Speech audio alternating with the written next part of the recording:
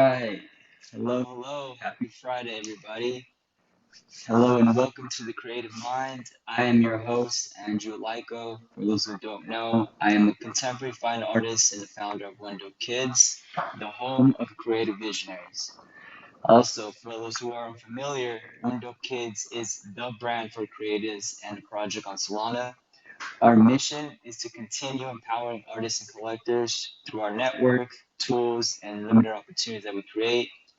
I'll touch more about this at the end of the space as we do have an upcoming mint and we do have some very important alpha that I'd like to share. So stick around and enjoy the space. But without further ado, for today's special guest, we are honored to bring up a very extremely talented creative. This is the first time that I'm getting to learn about her as well, so I'm definitely extremely excited. She is an artist, a writer, a producer, a filmmaker, and overall just an incredible creative. Hence the name overall, all around artsy, right? So for, I would like to introduce Kira Bursky. I hope I'm saying that right. I hope I didn't botch that. So if I did, by all means, just correct me. But quickly, before she comes up here and gives a little bit more info about herself, she has been able to achieve over 16 million views on YouTube and has sold over 2,500 NFTs across different chains. So that's freaking incredible. And she's also amongst worldwide films and she's done art exhibitions. So it's truly an honor to have you up here with us today, and to get to learn a little bit more about you, Kira. So we want to come up here and give a quick, not a quick, but just tell us, start us off by telling us a bit of your background, right? Like how old are you? Where were you born and raised? Well, hello. Thank you for that introduction. I really appreciate your kind words and everything, and I'm happy to be here. Hi to everyone who's listening in. Yeah, so my name is Kira Bursky. You were very close. Bursky is I like that pronunciation of it too. um, yeah, I am 26 years old. I currently live in Greenville, South Carolina, and I was born and raised in Nyack, New York. So basically, I have been an artist my whole life. When I was a kid, I was into all forms of art. And that is why my company name is All Around Artsy because I just love all art, every medium, telling stories from different perspectives. I just love the adventure of life. So, yeah, up until 2 years ago, I was exclusively running my film production company full time. And then NFTs came along into my life. And that was right around the time that I bought my iPad because I was interested in pursuing one of my other passions, which is visual art. And, you know, I think this is a similar story for a lot of people who got into NFTs, but, I found out about them and then very quickly NFTs took over my life. And yeah, then NFT art became my full-time thing. And I've dropped a bunch of collections and done a lot of collaborations. And in the past half year or so, I've been kind of starting to combine film and art and yeah, just combine all of the passions together and balance it out in my life. So yeah, that's a little bit about me. Wow, that's a lot to take in. But first off, congratulations with everything that you have been able to do thus far. So all around artsy is like your company name. It's your business, right? So that's how you represent yourself. Okay, good to know. I do want to take it a little bit back and start off with like, what was your first memory of actually creating anything artistic, right? Because you're very young to have accomplished everything that you've done thus far, and it sounds like you're kind of like a jack of all trades. So I really want to, I'm curious myself, like, where did that start? Like, what was like the first spark of like, oh, dang, I want to create something, right? Like, when did that happen? If you can remember. I have a lot of different memories of being a kid doing all kinds of artistic things. Um, but one memory that comes to mind, I think it was when I was like I don't know, 6 years old or something, I remember coming up with this little character that I drew, and I remember spending a day where I drew different rooms in this, like, I don't know, this mansion that I came up with in my mind, and each sheet of paper was a different room, and so I just kept taping them together, and then the whole world got bigger and bigger and bigger. Um, I don't know, that memory, I haven't thought about that, probably, like, since then, but it's popping into my mind. But, yeah, I guess at that age, I was already starting to explore world building and how fun it is to, I don't know, just get lost in your imagination and see where it takes you. That's awesome. And how did your family or like your parents react to that, right? Um, what was that journey like? Were they like supportive of it, or were they kind of just like, all right, do your own thing, or did they push to go towards a different type of career? How was that like? If you don't mind us, if you don't mind sharing. Yeah, I'm actually laughing because they're so supportive that guess what? They're both in the Twitter Space audience right now, which is funny. Usually my mom pops in and I'm not used to seeing my dad also there. So hey mom and dad, thanks for listening in. Nice. Shout So out to yeah. mom and dad. No, that's true support right Yeah, there. that is. Yeah, they're super supportive. They're both artists. Yeah, no, I was brought up in a very creative environment. My mom and my dad, before I was born, my mom was a singer and my dad was on Broadway. And then my mom got into fused glass art and my dad's a graphic designer. So like all of the art all the time, very supportive. They're the best. I love you, mom and dad. I'll visit soon. Love you guys. Oh, that's beautiful. Wow. So creative household. Dang. I guess you're living up to your reputation, but that's really cool. So how has your journey been from like, all right, you started off as a kid, you found out that you want to explore art. Art was kind of all around you in many different forms, right? From your parents doing what they do. When did you like decide like, okay, this is what I want to do, for the rest of my life, or at least for the time being. Like, I want to take this and do it full time, and I want this to be my life, my job, like everything that I do. Do you remember that kind of moment, or was it like a buildup of many little moments?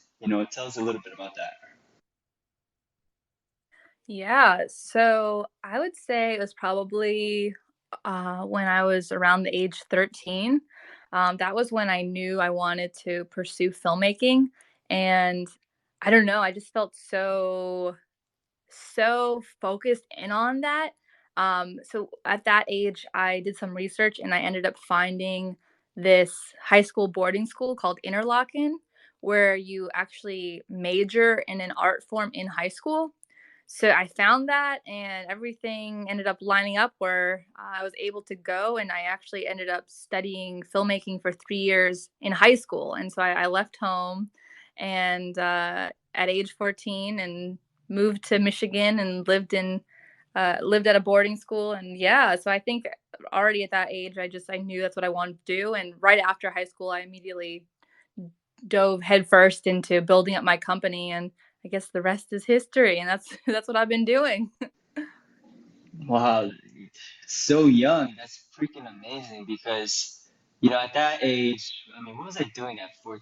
I was graffitiing actually at 13 years old. That was my introduction to the artistic world. So that's pretty incredible to hear that, you took it that serious so early on and you were able to find, these opportunities and, you made the most of it is what it sounds like because I'm going through YouTube right now. Like I did watch a couple of your videos, and you're really incredible. Like, I'm seeing you do tons of short films. You do some music videos as well. Um, can you tell us a little bit about that journey specific to filmmaking? Right, like how has that been overall? What inspires you to create a short film, and like take us through that process a little bit. Yeah, so with my inspiration, I would say with my film, my art, with pretty much anything I do, a lot of it stems from mental health as a source of inspiration and just like how we're feeling within ourselves versus our reality. And yeah, our relationship with our own minds and our hearts and how we are relating to reality. So that's basically the inspiration for everything I do, and then it kind of takes on its own life with each project. But yeah, I mean, every single film and music video has a very different, um, unique process, just depending on what story is being told and how it's being told and who I'm working with. Um, so I don't know. It's hard to describe without focusing in on a particular project, if that makes sense. But I guess with my personal short films, yeah, I generally I just like have some sort of feeling within myself, and I'm very inspired to explore it. And so then I figure out how I'm portraying that through a narrative, and then go through the process of writing the script, assembling the team, planning the shooting it, or it depends on like the medium. So if it's animation, then that's a little bit different. And then I also love editing. So then you go into post production, and then the really fun part is sending it out to film festivals, because then you get to travel and meet people, and that's one of my greatest joys in life is meeting people in person and just like connecting on a soul level. So yeah, so then I just go through that process in different ways depending on the project, and it's always very exciting. And every time I learn something new, no matter what, because there's always some unexpected, I don't want to say hurdle, but something that's new to the project, and you're like, oh god, I have to figure this out, and then you do, and then you kind of level up in a sense. So yeah. I'm glad that you touched on that last part of like going through hurdles because it's definitely not easy, right? Like us creatives, having the idea of some sort of vision and then being able to successfully put it on paper, in a film, in a painting, in a song. It's not easy. It's very difficult because you might see it or hear it one way in your head, but when you're trying to get it out right into the reality of our world, it's a lot more complicated. There's techniques, there's skills that you need, there's like certain resources, right? So there's a lot of variables that take into place when you're in this creative process. So I'm glad you touched on that because it's definitely not simple.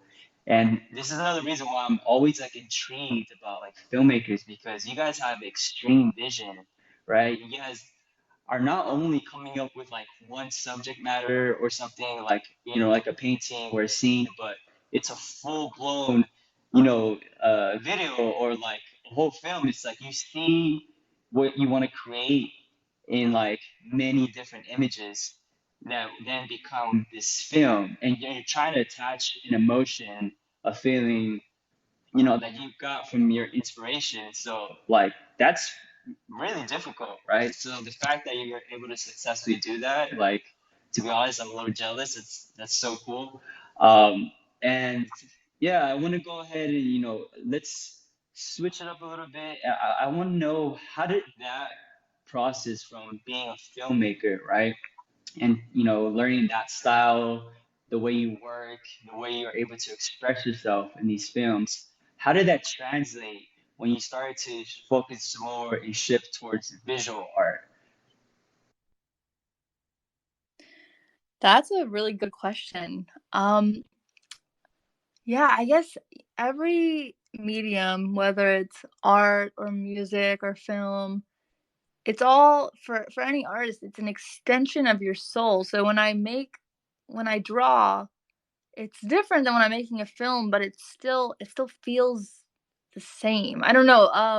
Yeah, I guess when I'm creating art, it's like I'm able to create the world. I don't know. I don't know how to describe it. I guess sometimes when I'm drawing, it almost feels like a surreal set in a way. Like I'm designing a set that I wouldn't really be able to achieve with filmmaking. So I'm able to get really abstract and really creative with how I'm expressing my feelings.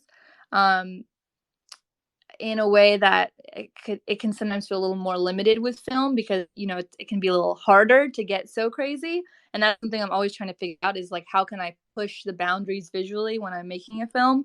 But with visual art, since it's like a snapshot, I feel like I can get a little more crazy more easily, if that makes sense. No, it makes perfect sense. And for those listening, I'll explain that a little bit. So what she means, and correct me if I'm wrong, but my understanding, and it's obviously because I'm an artist myself, uh, um, being able to do visual art, it's you. There's a little bit more freedom, right? Especially if you're going abstract, because it's what you call like neo-expressionism, where you're kind of following based on what you're feeling, and you're just putting it out, right? And so that's what she means, that it's a little bit easier to just kind of like go, right? As opposed to like a film that it takes more thought out process, right? And it's you can't just put paint or a color onto canvas or paper just like that sporadically, right? Like you need to have some sort of structure. But when you're creating visual art, you can be very free, right? And you can be more in tune with like the energy that you're just releasing onto this piece. So my understanding is that when you took it to visual art, you're still pulling from the same place from when you create your films, right? Like you said, it's through mental health, it's through being intuitive with your emotions, right? And trying to portray that into your pieces. And so when you take it to visual form, because of your experience that you had in filmmaking and like the place that you pull from, it was a little bit easier for you to kind of adjust when switching into this medium, right? But that is not possible unless you understand the place that you're pulling from, right? So for like me, I pull from a very authentic, like, my upbringing type of place, which is graffiti, cartoon, nostalgia. That's where I consistently pull from. And so no matter which medium that I go to, there's still some type of connection because the same place that I'm pulling from, it's the same inspo, right? Just different tools. So did I get that right? Totally. Yeah, definitely. Yeah, when I'm creating art, I feel like I can get into more of like a stream of consciousness flow, and it's something that I try to do with film, but you can't quite do it in the same way because there are more steps in the process. So with visual art, it's like whatever I'm feeling, I can immediately just let it flow through me. So yeah, exactly what you said. I'm vibing with that. Awesome. And yeah, and then I mean, I'm gonna put some of your art on the jumbotron, but you can see in her artwork, it's very abstract. Like there's different things happening, right? You see a lot of different forms, shapes, colors. So if you want to talk about a little bit about that art, right? Like I'm seeing a certain style within it. How would you say, like, how would you best describe your style when it comes to visual art? I would say so when I was younger, like around age 10 to 13, I was drawing a lot of patterns. I would just sometimes in class I would be doodling like a black and white pattern, and I would get lost in that, and it felt very meditative. And I think that was probably the earliest form of like meditation for me was drawing. And so I feel like my art now that I've, gone back to it in the past 2 years, it definitely there's a lot of inspiration of just getting lost in the therapy of creating patterns and kind of seeing what stories emerge in the patterns. Um, oh, and the one that you just pinned up there, like that one, uh, a lot of times I'm feeling a feeling and I don't even necessarily know what I'm thinking really, and then I create the art and then I look at it and then I'm able to better understand like what I'm feeling and make sense of it. So like in that one, once I made the piece, I realized that what I was feeling was this need for finding balance and for being at home in my actual home, but also like home with myself, and like sitting with that, to heal, to find that inner healing and inner balance.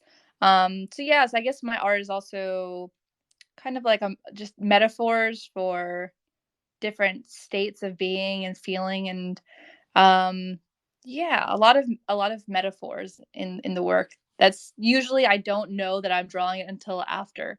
And then the one that you just pinned, that one is actually that was made about 2 years ago. I had just gotten my iPad and I had this concept of creating kind of like a children's book, which I never pursued it fully, but the idea was there was this girl and she was journeying through her emotions, and so that was she was going through this mountain and it was full of lava and it was symbolizing her processing like anger, this like bubbling anger and just like passionate feelings and yeah, journeying through that. So yeah. Yeah, I love it. I love that piece I just pinned up. You can really see like the expressiveness, right? Um, and like even down to like your colors, right? You have a consistent color palette, like a tone, more to say. And a lot of pieces, you feel like there's a little bit of surrealism in there as well, right? Where you kind of just go with the flow, and afterwards, which is a really cool experience, by the way, because I paint like this sometimes as well. Not in this specific style, but more so with the expressiveness that you're painting, you might have an idea, right? But it's just an idea, like and you're kind of just flowing with it, and by the time you finish your piece, you actually take a step back and you look at it and you're like, oh, damn, like this is actually telling me something back, right? So it's kind of like a push pull thing when creating art. When at least when you're creating in this sense, right? Because obviously there's different types of artistic art forms that people do. Some people are a little bit more technical, but I personally love this style because it kind of it's like I said, the art is also speaking to you back, right? You're subconsciously creating stuff that you don't even realize until after the piece is finished, and then you're just like, oh, dang, like, okay, I see what this is trying to tell me. I should probably chill out a little bit, take a rest, like I'm over extending myself or I'm applying too much pressure or something, right? So that's really cool to see, like another artist successfully do this.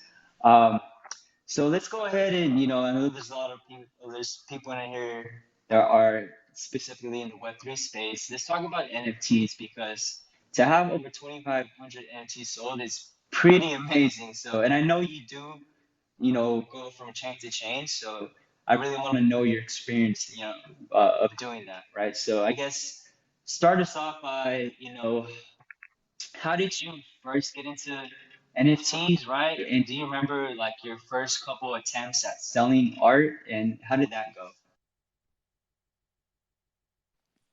Yeah, so I got NFTs about 2 years ago.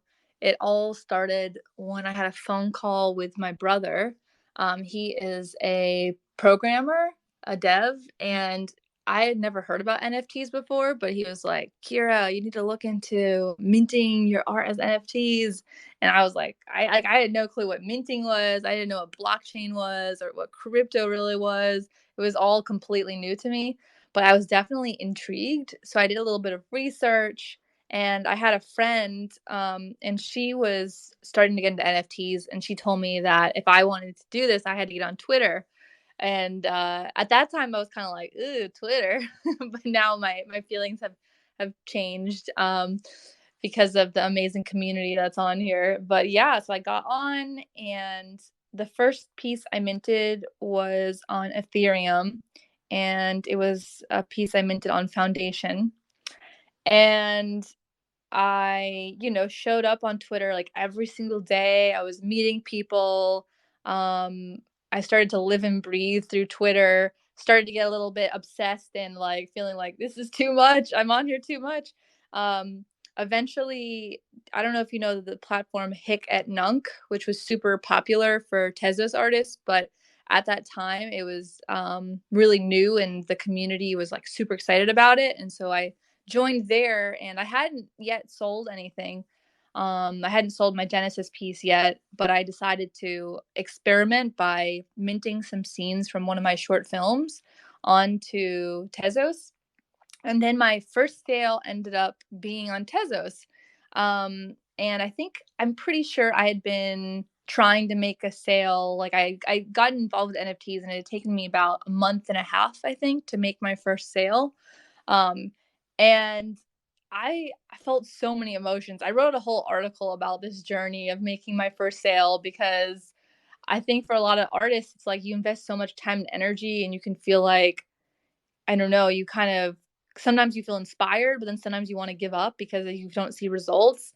And I think the whole process, it taught me something that I'd never seen before. Like I hadn't really, I don't know, I hadn't experienced this before, but just like showing up every day and kind of trusting the process. And even though there were moments where I wanted to cry and give up because it was so difficult, just sticking to it. But yeah, so I made my first sale on there, and then soon after, I sold my first piece on ETH, and yeah, and from there, I just continued to grow my community of friends and collectors. And then that just started to pick up more and more, and then there was definitely a stretch of time where not just for me but for a lot of my artist friends it was crazy. There was just so much action taking place. It was a very magical time of condensed energy of sales and just people in the community and hype, and it was super cool. So yeah, so at first it was like it was slow, and I kind of wanted to, part of me wanted to give up, but I didn't, and I'm glad I didn't. I'm glad I stuck it through. Yeah, we're all glad you stuck it through. That's incredible. Yeah, it's definitely not easy. I know what you mean. I think we all know what you mean about, being sucked into crypto Twitter and then just spiraling down this rabbit hole of just like consistently wanting to be here. It's just a different time, right? It's like I myself included, when I learned that all the buzz and like everybody was on Twitter, I was just like, oh, as well, right? Like I was more of an Instagram person. Like I had built a whole following on Instagram, have like my portfolio there and stuff. So when I realized I had to be on Twitter, I was just like, oh man, like that's not for me. But then I saw there was a complete different vibe that I was used to before, right? It wasn't Twitter anymore. It was like something different. So just like I think we all kind of spiraled down that road, and that's the reason why we're here now. Um, but yeah, dang. So how do you even manage that, right? Like, so you're doing filmmaking, you have your company, you're pumping out NFTs. Like, can you tell us how are you able to manage all these things, right, and not go insane? That is such a good question. So one of my greatest passions is mental health, and definitely you start to go a little insane when you're trying to do too many things. I mean, just being an artist and trying to sell your art can be completely time consuming. Like when I was me like 6 months ago or 1 year ago on Twitter is different than me now because I I was so involved with Twitter, and within a year I went from like 200 followers to over 15,000 followers, and it's because I was literally like living and breathing Twitter and I was making tons of sales, but my mental health started to like decline very quickly because if you're glued to technology too much and you're always plugged in and you're always connected to other people, then there's no time for your own inner world to like calm down, to balance. So I've definitely been on my own journey of figuring out like how do I find that balance where I can, enjoy the artistic process, enjoy connecting with other people, still have time to, make sales so I can survive as an artist, pay my bills, um, still have time to pursue new interests, have time for family and friends in real life. There's like so many different things, that we're all trying to balance out. And so one of my biggest lessons has been that I definitely need to spend less time on social media, uh, so that my mind and my heart are content and happy. So I've been on Twitter less, and part of me feels a little sad about it because there's that FOMO, like you want to be in the loop, you want to know what's happening, you want to stay connected to your friends, but it just was not sustainable for me at all. I'm glad I did it because I learned so much, and everything has been awesome, but ultimately, I think for my advice to myself and to anyone listening is that you need to prioritize your own mental health first. And then once you're at a place of feeling good inside, then take action from there, you know? For me, it was flipped for a while and I was just pushing myself so hard and then taking care of myself after the fact. But now I'm trying to be balanced and then move forward. So, yeah. So I would say my answer to your question is that it is tricky to find balance, but it is very important. I couldn't agree more. And I think, you know, especially for aspiring creators that are planning to do this full time, I think going down that route is, kind of important, right? I to take it in as a lesson because for me, right, I myself also went down that road, and even before coming into Web3, like my experience was, when I went full time with fine art, and I was like discovered like I wanted to create immense value to like my art dealer, and I was like, just pushing myself and painting like crazy, like not leaving the studio. And so I was able to realize like kind of like what my threshold was, right?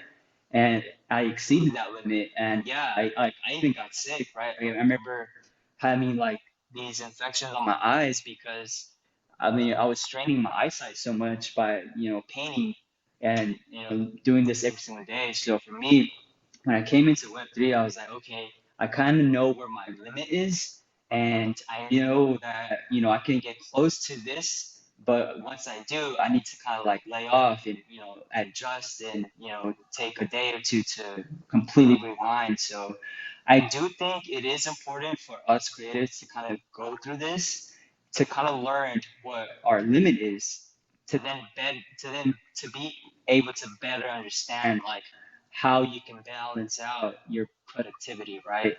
And at the same time, I'm pretty sure, you probably have somewhat of a team, right, helping you in some aspects.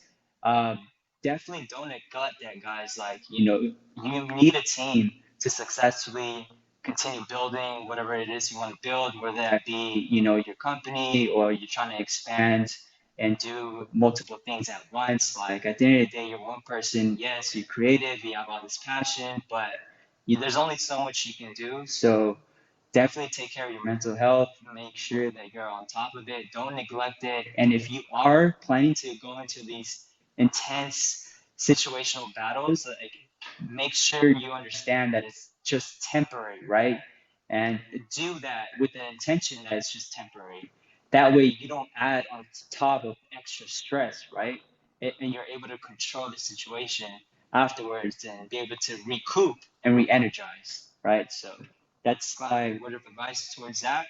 Um, so yeah, it sounds like you got it down. You're understanding yourself.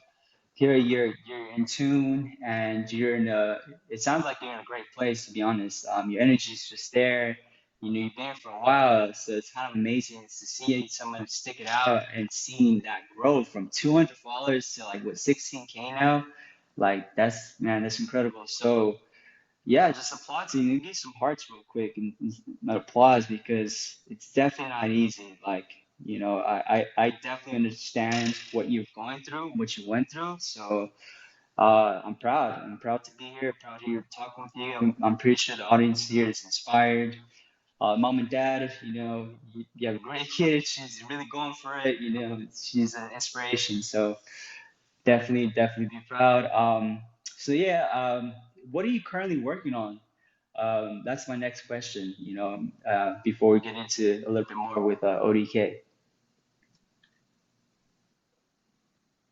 Yeah. Well, before I say anything, thank you for sharing all of your words, and I really resonate with what you were saying about finding your limits. That's definitely been a theme for me. So, yeah, so thank you for sharing your experience as well. I appreciate that. Yeah, so in terms of what I'm working on now, at the end of 2022, I was at Art Basel and I had work featured at 8 different events and I ended up attending 25 different events in like 5 days. And it was the most magical, inspiring time ever. And it was literally like the highlight of my whole year. It was just so amazing. Like I just felt like I was so alive. So I decided that for 2023, I want to do more of that, like be there in person at these events where there are, you know, people and brands that are in the art, tech, innovation, creativity fields, and just be there and see what happens and form partnerships and collaborations. So that's what I've been putting a lot of time and energy into recently is setting up all those plans. So coming up, well, first I'm flying out to San Diego in less than 2 weeks to visit family. And then directly from there, I fly to Denver for ETH Denver. And then I come home for a couple days and then I fly out to South by Southwest. And then a few weeks after that, I'll be at NFT NYC. And at all of these events, I feel super grateful. I'll be speaking and doing live art and having art featured. So yeah, so I've just been making lots of plans to guest speak and share art. And also at all of these events, I've been partnering with different companies and brands on different ways to collaborate with them as an artist. And so I haven't made official announcements about all the collaborations yet, so I can't share too much. But one of them, which I just announced today at South by Southwest, I'm speaking on a Web3 filmmaking panel, and I'm partnering with this super cool Web3 company called Entertainment, and they've essentially created kind of like the Web3 version of Kickstarter for filmmakers. So yes, I'm partnering with them, and I'll be producing my next short film. And yeah, so right now I'm in the early planning stages of developing the concept for that. But one thing I can reveal is that it will be my first time making a film with miniatures. So yeah. So yeah, Dang, you're lots of things happening. you're on fire. That's what it sounds like. Wow. Congrats. And before we get into some questions, I do see some hands raised. I do want to quickly announce that Kira will be one of the collaborating artists for our season two for Honorary Critters. So expect that in the next couple of months. We're definitely extremely excited that she's on board. So yeah, man, I'm excited. And let's go ahead and get into some questions real quick. I see YSC has he's raising his hand. Come on up, bro. Yo, how you doing, guys? It's been really nice spaces. Amazing to listen to some different aspects of the Web3 space, and always a pleasure to hear you speak, Lyco, you know that. Kira, real inspiration, things that you've been talking about. One thing, like my passion, I guess, in the creative sense is video and video editing. And I normally I fly drones, like FPV drones, really tiny ones, up through the trees and stuff, and make videos. But I've never been able to comprehend how you make videos into NFTs. So like, if I was going to do a collection, it would be a video.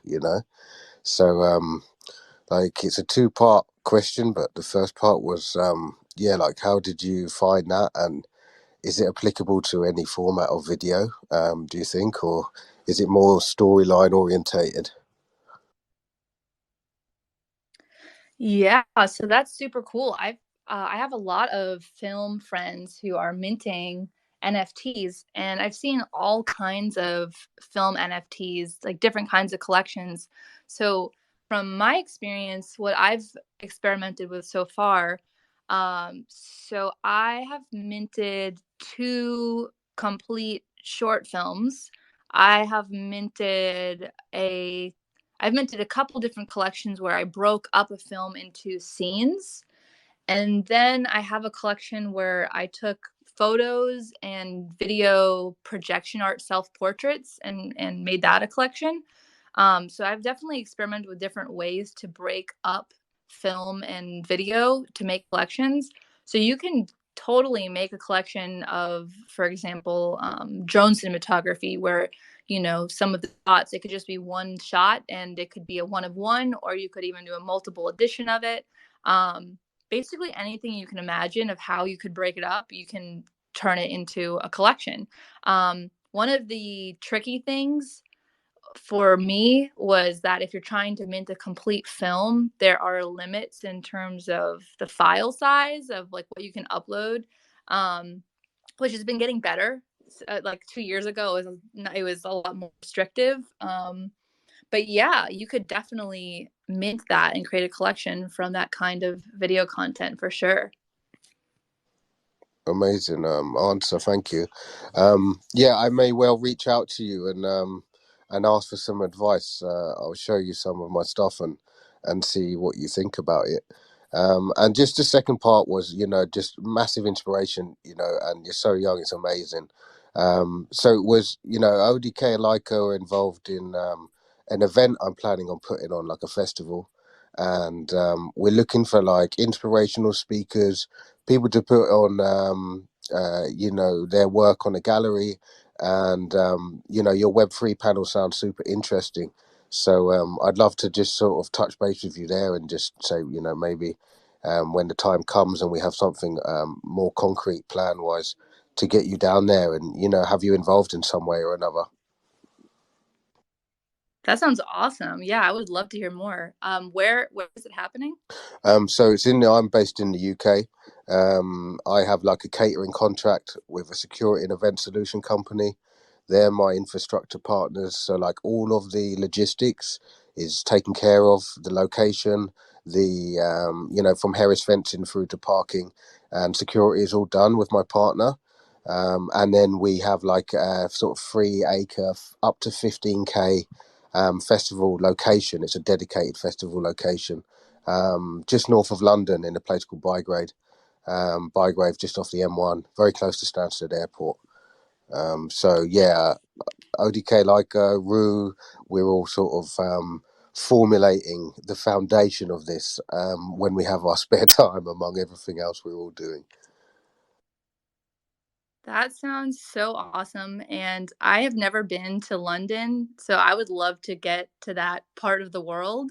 So definitely reach out. Let's talk about possibilities. That sounds amazing. I would love to be involved. Amazing, Awesome. that's great. Thank you, YC, for coming on up, man. Always appreciated. Ru, I see you have a question, buddy. Let's go ahead. Come on up. Yeah, so basically, I just wanted to say, Kira, I've been following you for about a year now, and I just love your work. It's really unique, and like every time it comes up on my timeline on Twitter, I see it, and I know that's you. It's always like brightens my day for the most part, and I just want to thank you for sharing your art with the world. I do have a question as far as like, how did you go about marketing yourself as an artist and sharing your art with everybody? Because I mean, you said you grew from like 200 to 16K followers and you spent a lot of time on social media, but are there like any tips or methods that you could possibly pass to somebody who's also aspiring to, grow their brand to perhaps help them better market themselves? Definitely. When I reflect on my journey, I would say that the most successful marketing has been when I'm completely random, not random like off topic, but like random as in I just follow my emotion in the spur of the moment and don't overthink it and just like share it, especially with video. I found that just like being personal and just being myself has been like the most successful marketing tactic. Not like I wasn't thinking like, oh, I'm trying to market myself very well. It was more just like I was just doing that and then realizing like, wow, this is working. And there was actually a few times where I did something on Twitter and it went viral. Like I had one video where I made some sales and I was completely shocked because this was earlier on in my NFT journey, and I like just filmed myself in the moment, and then whatever I said, I think I was just like just freaking out. I was so happy. So whatever I said, I posted it as a video, and then it got shared enough where it had like, I don't know, 40,000 views on Twitter, which to me was like, what just happened, so I think my biggest piece of advice is just to be yourself fully. Don't overthink it. Use video if you're open to it, and let people like know who you are. Because I think when you feel like you're getting to know someone on any social media platform, then you feel more inclined to engage with them, like say hi, check in with them, because you kind of feel like you know them. So I would say like bringing yourself as a person onto the platform is super important. And then something slightly more tangible for like artists who are trying to make sales and like connect to the right people.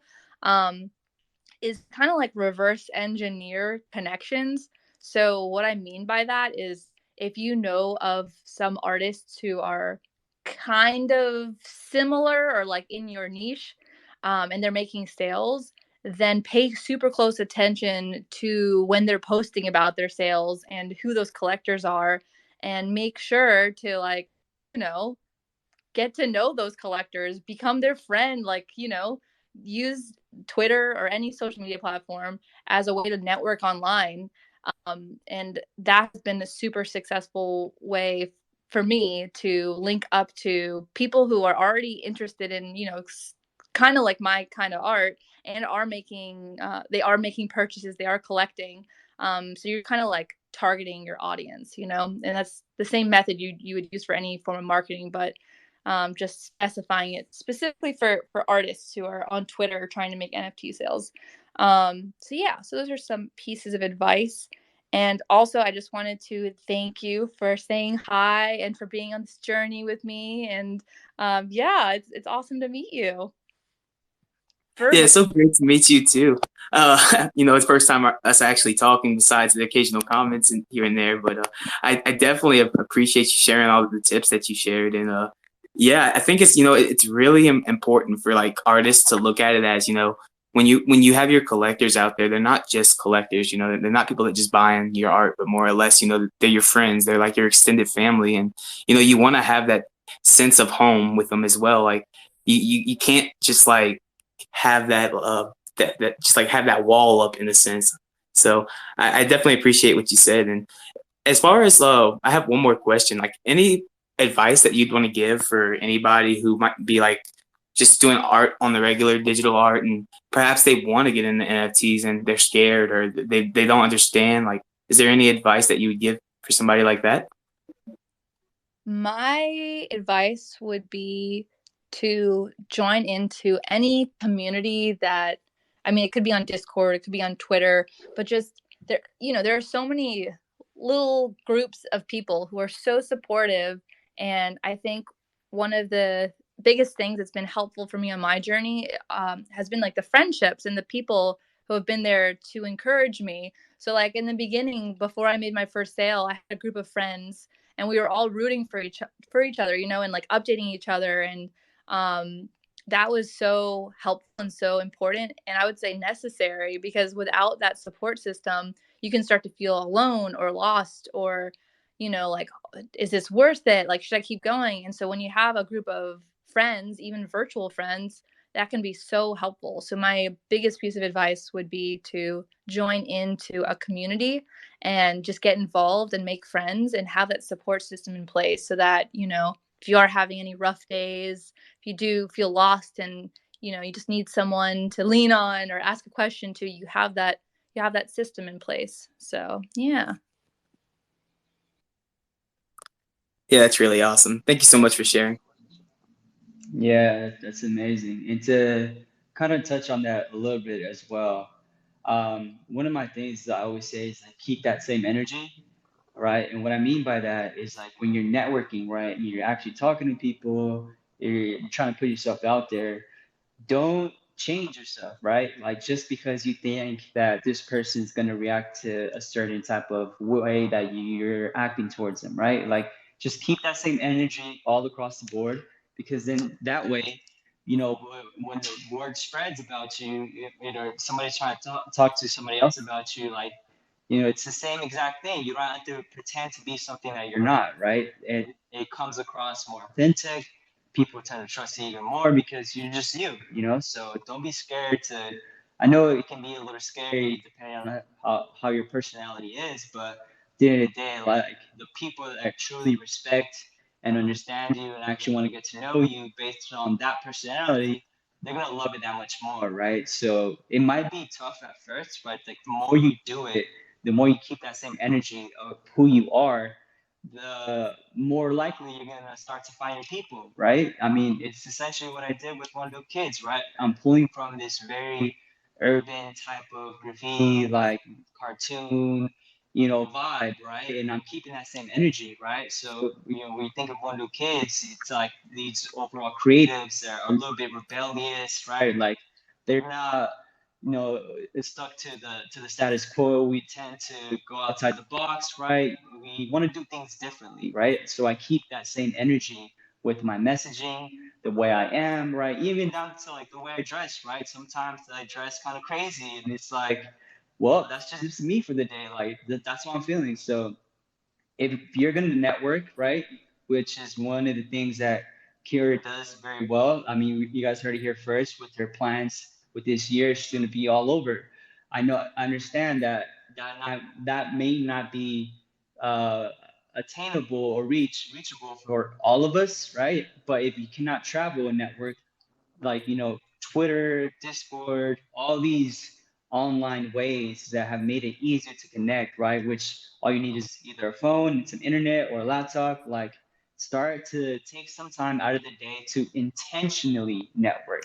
Don't just like come on like half-ass and kind of just like go on TikTok for 20 minutes and then come back to Twitter, right? Like, no, like take 1 hour, 2 hours per day and intentionally network. Do your research, like she said, right? Find your niche, find the collectors, and start to implant yourself, right? By being yourself, though. So I wanted to quickly touch on that. All right, we're almost at the 1 hour mark. If anybody else would like to come up and ask here a question, feel free. If not, we're gonna go ahead and start to close this out. It's been incredible, really inspiring story. I always love to hear other creatives like journey because it fires me up, right? We all have our personal journey that we've gone through and are going through. So to me, being around very intelligent and like just overall passionate creatives around me of people just wanting to do something like a little bit different. It's very inspiring for me. It's the reason why I'm here. It's the reason why ODK exists. And I'm just blessed to be able to, talk with all of you and share this moment in this time because, life gets tough. So just happy to be here with everybody. That being said, it looks like there's no other questions. I do want to thank you, Kira, for coming on up, for taking the time. Not only that, but actually, you know, taking the time to build a relationship with us, right, through this collaboration that we have going on. And from what it sounds like, now that I know you a little bit better, I definitely want to touch base and talk about what's possible for the future because it seems like our views and our overall goals are very much aligned as projects, as people, right? So I'm definitely excited to touch base a little bit more and see what's possible. That being said, we do have an upcoming event, guys. For those that don't know, it is going to be at the end of the month, so very, very, very soon. We are in like the final phase of actually getting confirmations from Magic Eden to launch on there. So just quick show. It's going to be 2,500 supply, right? It's a very, very small collection. Our focus is not to raise a ton of money. Our focus is to build the best creative visionary collective, right? Like group of people that want to do things differently, right? And are aspiring to help others, right? To keep mental health awareness a thing, to actually, create other opportunities for other up and coming artists and creatives, right? So even for collectors, right? How to teach them how to collect, right? What to look out for. So this is all gonna be under one hub, right? We already have a community and we're onboarding Lindo kids new every single day. So it's a beautiful thing to see, right? To see a community form, and I couldn't be more proud of what we're doing. So yeah, if you guys want to know more, come into the Discord. You message me directly. I talk to people every single day, right? I'm very accessible. And yeah, man, we're all here for the same reasons, right? So much love to everybody. Kiri, you want to come up here, say some last words before we close it out? Thank you so much for inviting me to talk with you all. I'm super excited to be connected up and I'm excited about our collaboration. And yeah, I loved your vibes and your perspective. And thank you to everyone who was listening in. I'm sending a soul hug to each of you, and I'm wishing you a beautiful and inspiring weekend. Amazing, amazing. Happy Friday, everybody. I hope you guys have a great weekend. This has been real. I'm pretty sure we're going to do this again in the future. So, for everybody who came on for this episode, thank you so much. Much love to everybody.